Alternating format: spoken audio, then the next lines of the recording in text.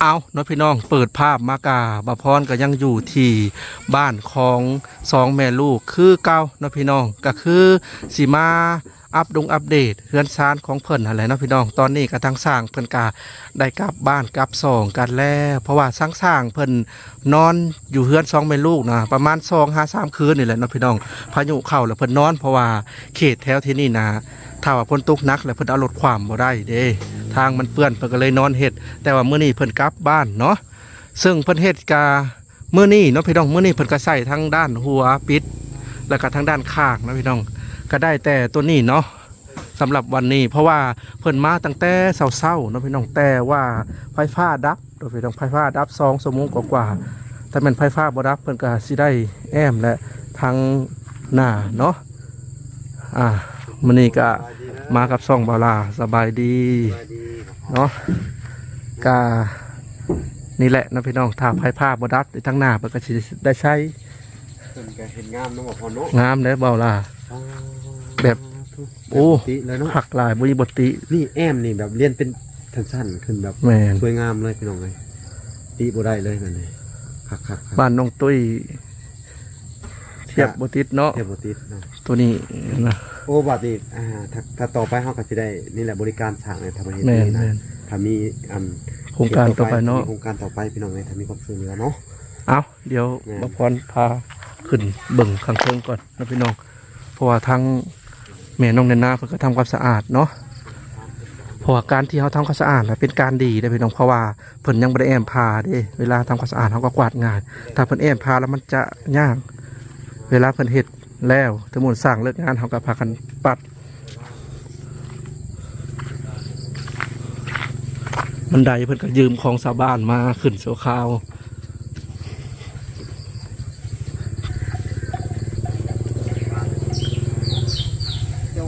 สบายดีแม่คำตา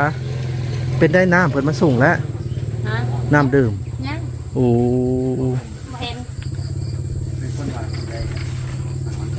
มื้อนี้สร้างเพิ่นบ่ได้นอนเนาะเพิ่นนอนจักคืนน่ะ3 มื้อคืนนี่บ่แล้วเพิ่นก็ได้กลับเนาะพี่น้องเพราะว่าน้ำยุบน้ำลงดีแหละเวลาสร้างเลิกเวียเขาทำความสะอาดถ้าแม่นเพิ่นได้ขั้นนั่นนี่ฮะสิยากในคำตาอย่างอันนี้บ่อย่างเขากะกวาดโฮมออกทางนี้ทางประตูกวาดโลดคีบนั่นแหละบัดมันเหี่ยวจังหน่อยมันก็สิได้ซ้ำนี้เนาะตอนนี้มิดชิดอยู่นะพี่น้องเวลามันเหี่ยวก็สิได้ป่องประมาณนี้โดยก็ถือว่ากวาดขี้ยุงขี้เหงื่อขี้ดินง่ายอยู่ดอกมื้อนี้เพิ่นได้แต่โซนนี่เนาะพี่น้องพอไฟผ้ารับ2 ชั่วโมงกว่ากับโซนนี่เนาะพอมื้อแรงมื้อวานนี่เพิ่นเฮ็ดได้แต่ฮอดตะขานี่มื้ออื่นนี่ฮะเพิ่นว่า2 มื้อใช่มันแล้วโอ้2 มื้อนี่ให้มันแล้วแอมพาหลังจากนั้นก็ต้องเอาลูกติ่งมาอีกได้พี่น้องเอ้ย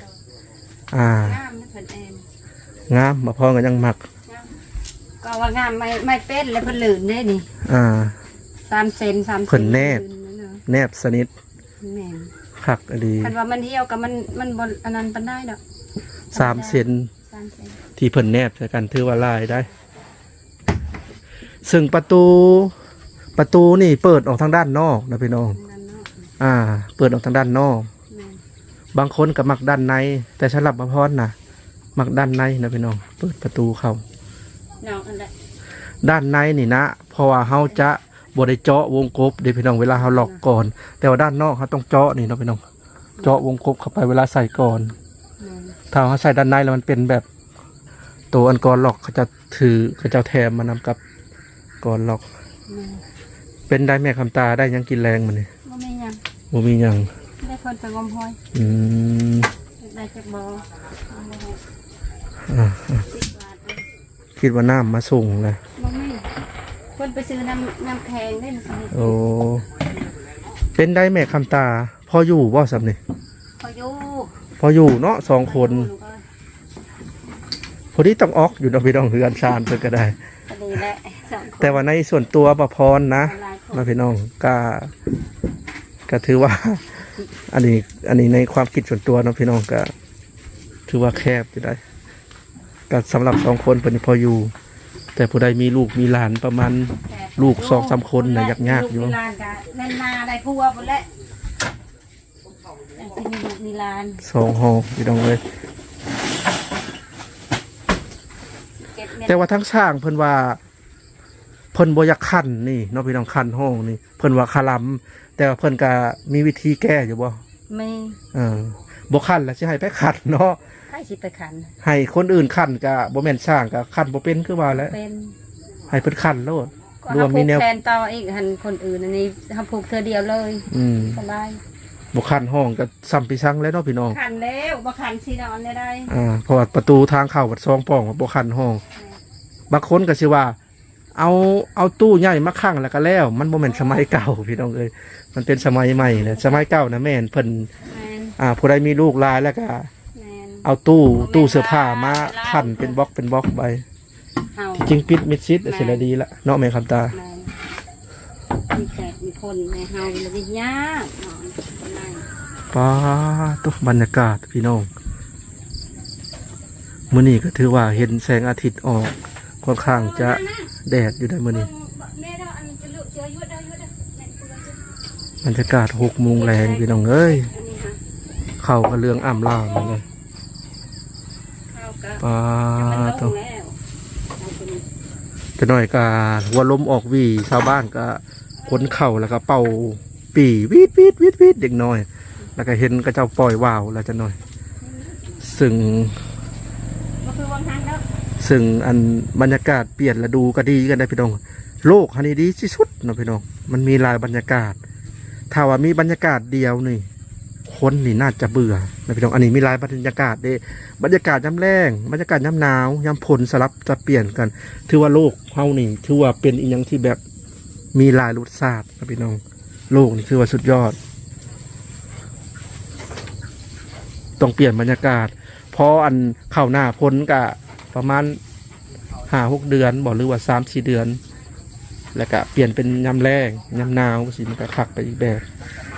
หลายรสชาติ ประตูนี้ใส่ทางในหรือทางนอกทางนอกบ่ ทั้งนอกและเพราะว่าเพิ่นปิ่นวงกลมออกนอกได้ในคำตานี่ดิเนี่ยในใจเจ้าคิดว่าทางนอกหรือทางในคิดว่าหรือว่าในได้ก็ได้บ่ฮู้จัก ใส่ไปได้ก็ได้บ่จักใส่ไปได้ก็ได้ บกคุยเลยพี่น้องน้อยแต่เน่นเด้อเนาะเน่นเฮือนของน้องเบยนะโว้ควยหยุดได้แตะก่อนนะแต่ตอนยังบ่ทันนั่นก่อตารางเด้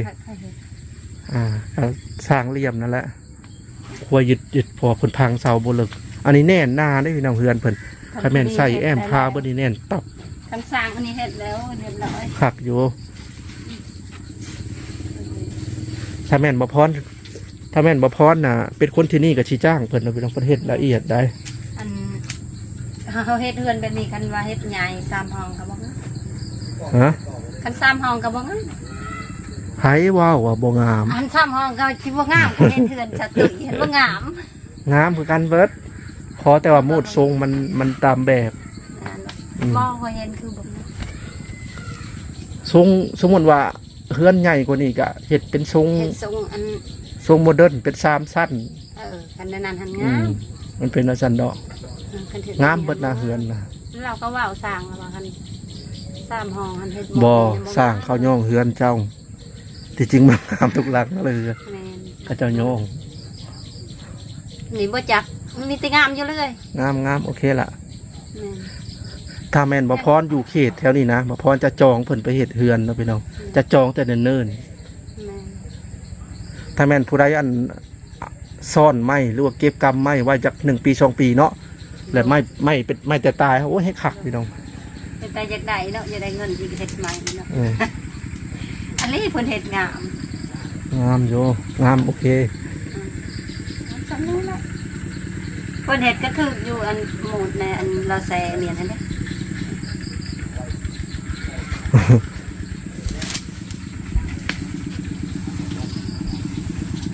ปัดทุกมืออยู่บ่ล่ะ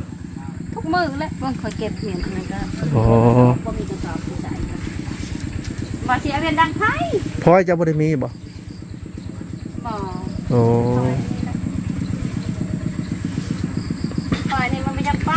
ซึ่งมีพระอาจารย์ที่ทางฝั่งไทยเนาะพี่น้องเพิ่นว่าเพิ่นส่งเงินมาแหละเนาะบ่พรก็ว่าสิมอบเงินให้เพิ่นนะพี่น้องแต่ว่าพัดเอาไปซื้อไม้เบิดซ้ำนะพี่น้องบ่พอซ้ำเงินพระอาจารย์เงินพระอาจารย์ก็มี1,570,000 กีบก็เลยเอาไปสมทบไม้ ซื้อไม้เพิ่ม16โตเนาะพี่น้องโอ้ยว่ะแต่แม่เพิ่นก็มีเงินใช้แล้วทางน้องเดินนาแม่กับตาเนาะตอนนี้มีเงินติดโตจักกีบล่ะ บ่แม่ บ่มีจักกีบเลย บ่ โอ้สึกมื้อเว้นนี่ก็สั่งน้ำให้เพิ่นแต่ว่าทั้งอันโรงงานน้ำเพิ่นก็บ่มาส่งซ้ำ เงินในนามื้อนั้นก็หมดเด้เพิ่นไปโรงเรียน ไป เพิ่นซื้อกิน มื้อละ10-20,000พุ่นแหละเนาะเพิ่นไปโรงเรียน มื้อละ5,000มื้อละ10,000มื้อละมี สองแม่ลูกก็ถือว่ากำลังดีพี่น้องเอ้ยเฮือนชานจำนี้ นี่คือปองลายนี่เราเห็ดตัวนี้เนาะ ถ้าแม่นบ่พรได้เที่ยงนาจะนี่โอ้คักเลยพี่น้องเอ้ย เนาะ เฮ็ดซ้ำนี่เฮ็ดเสาดินแล้วก็ต่อเสาไม้เป็นเที่ยงนาแต่บ่พรสิเอาใหญ่กว่านี้สมุนเฮ็ดเที่ยงนาสิเอาประมาณสัก6 คูณ 7 เอาไป เฮ็ดเป็น2ห้องแบบนี้แหละ แล้วก็ติดผ้าดานทั้งนี้เนาะคักอยู่เฮือนไม้นี่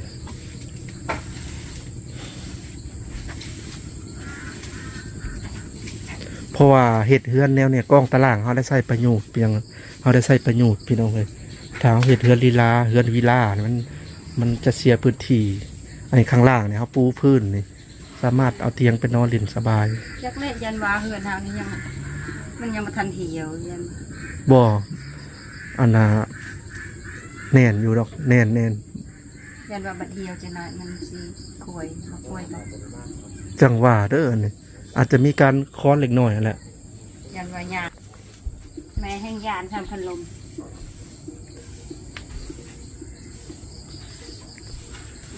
แต่ว่ามีทั้งพระอาจารย์ทางฝั่งไทยเนาะเพิ่นว่า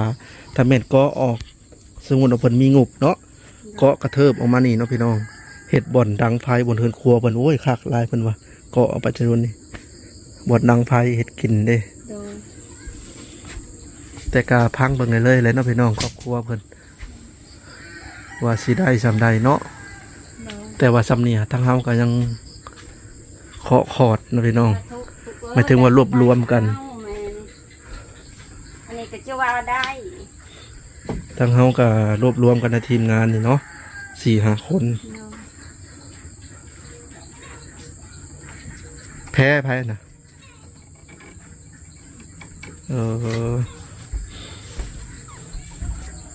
เอาเดี๋ยวแวะมาเบิ่งตรงไห้ตรงนาอีกครั้งก่อนพี่น้องเลยตัว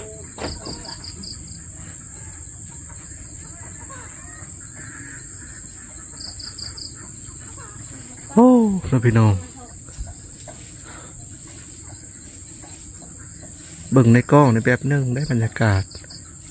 แต่ว่าเบิ่งในตัวจริงนี่ก็แบบหนึ่งสีสวยงาม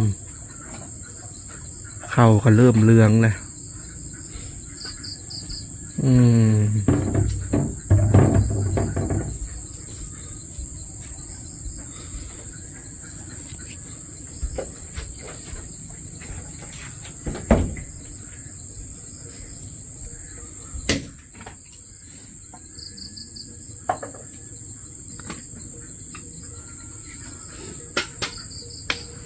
แต่สร้างเพิ่นก็สลาดได้พี่น้องเลย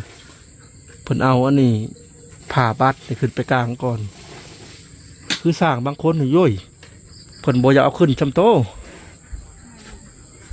ว่าง่ายๆเพิ่นบ่สะดวกนะอันนี้เพิ่นแบบเอาขึ้นเลยเพิ่นว่าบางคนนี่น้อยนักได้จะเอาสมุนมีก็จริงแต่เพิ่นก็แข่งแดดเห็ดรถแต่เพิ่นก็สลาดเพิ่นมุงแล้วเพิ่นก็เห็ดข้างล่างผู้ใดเห็ดให้บ่แม่นคำตาผู้ใดเห็ดให้ สร้าง โอ้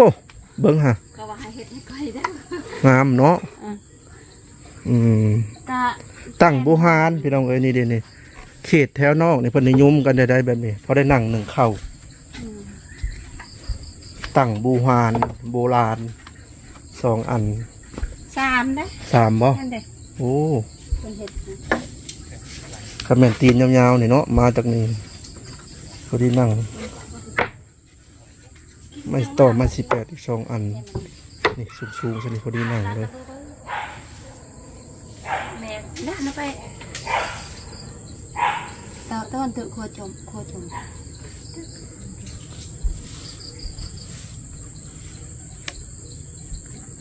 อันนี้ก็สิเป็นสวนกล้วย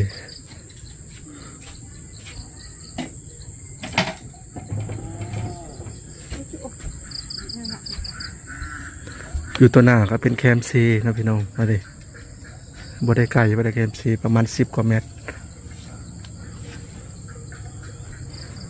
อยู่ตัวหน้าเฮือนเพิ่นก็สิมีต้นมะขามนี่ใกล้ธรรมชาติแห้งอีหลี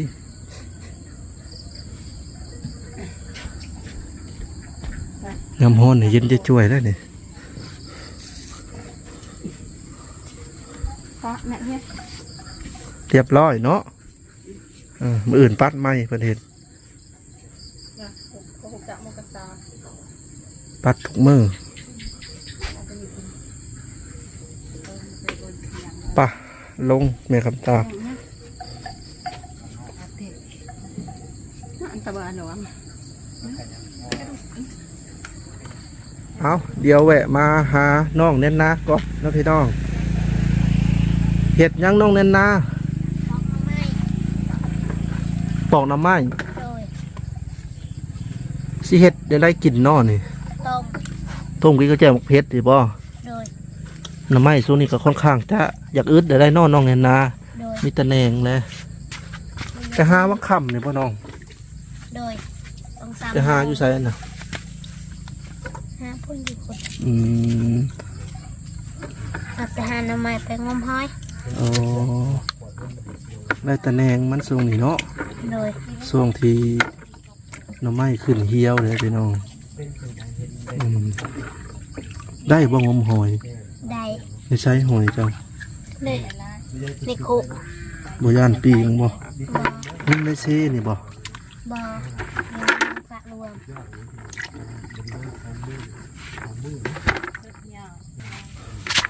หอยเลยนะหอยจูบ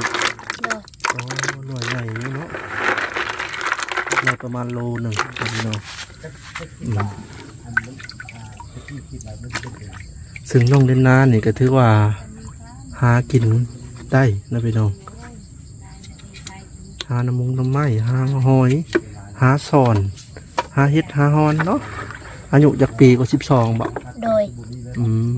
12 ปีนะพี่น้องสุดเลย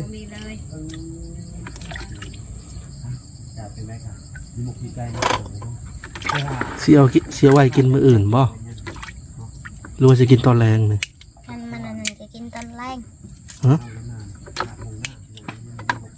กันมันไวสุก มันบ่ขม บ่พรกับแปลก แปลกนนหยังเพราะว่าสมัยที่บ่พรอยู่น้ำพ่อแม่เนาะพี่น้องอยู่น้ำพ่อแม่นะการที่เฮาต้มน้ำไม้น่ะบ่ได้มาเสียวกินอยู่นี่ใดคือสิวันหาไว้ตอนแรงนี่ต้องต้มไว้ต้มเบิดคืนก็บ่แม่นเบิดคืนหรอกหมายถึงว่าตอนนั้นยังบ่นอนนี่จุไผคือตลอดมื้ออื่นเช้ายังได้กิน แต่ว่าอันนี้เพิ่นต้มแล้วเพิ่นก็กินเลยต้มประมาณ1 ชั่วโมง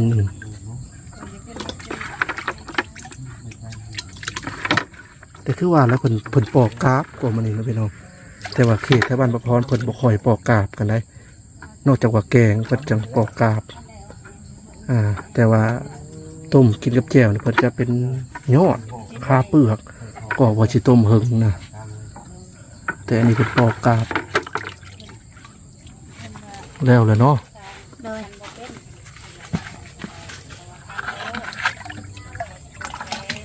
ตอนนี้ก็เป็นเวลา6 โมงกว่าๆนะพี่น้องตามืดแล้วนะ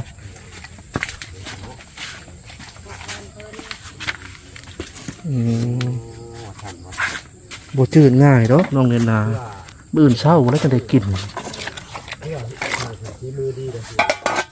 บ่จืดง่ายเนาะ มีความเป็นหมักในโตขลาดในของหูไม่ได้นะ